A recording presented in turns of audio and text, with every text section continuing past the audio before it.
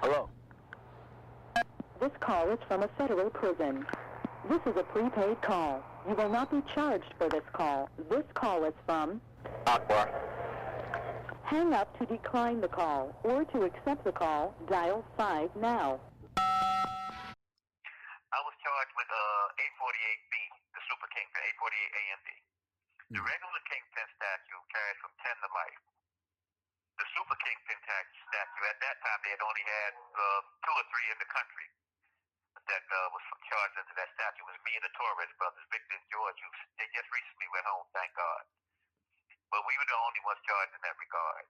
And under the 848B, under the Super Kingpin, the only sentence you can get is life, what they call the penultimate sentence. Now, you know I had to take it back to Jersey. Big city, where you at? First, hit that like button, show some support.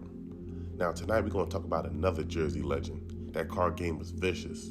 They said in the 1980s you could catch him driving around in something that looked like a spaceship.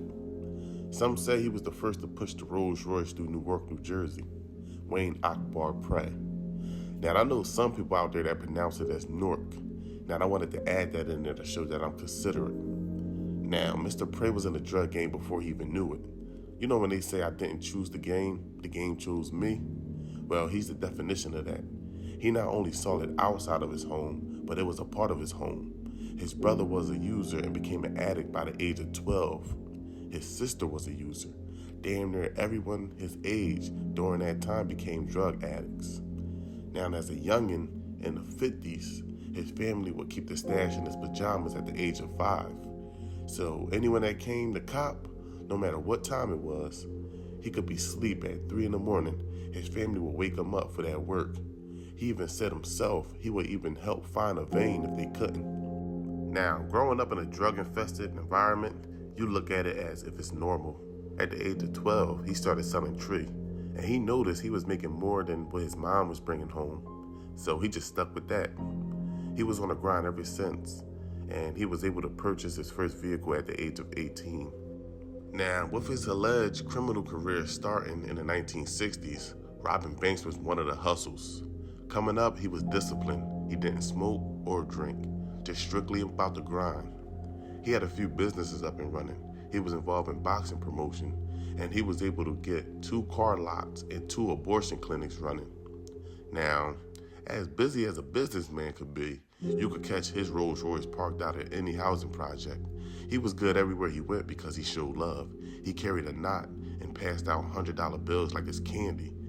Another reason could have been having 300 men in his alleged organization. Now, in 1987, a woman from Colombia that he was involved with named Martha Gomez got caught with 127,000 pounds of tree and 1,000 keys, and she agreed to testify against him, stating that he's the one that had her import all those keys from Colombia.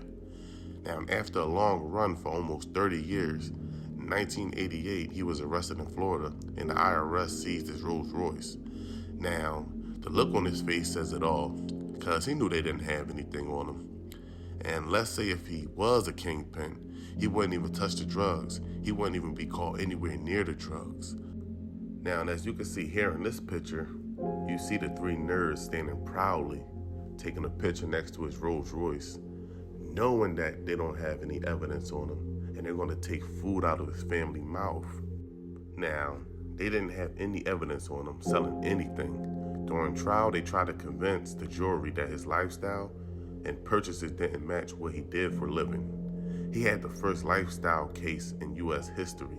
They contacted people from all over the country to testify his purchases, from hotel clerks, staff from clothing stores, shops that service his vehicles, and they labeled him as untouchable.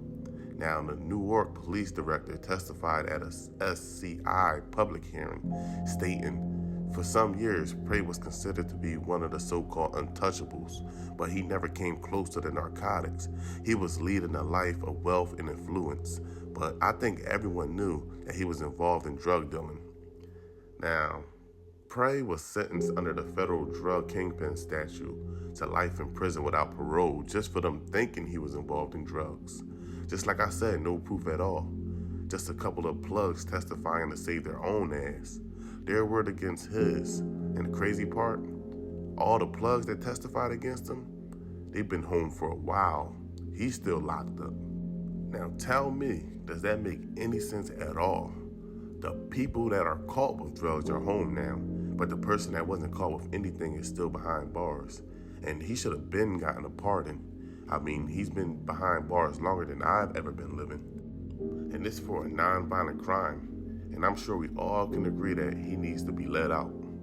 And I know there's still a lot to cover, but he's still rumbling. Hopefully he's on his way home soon, and there will definitely be a part 2. Now, shout out to all my subscribers.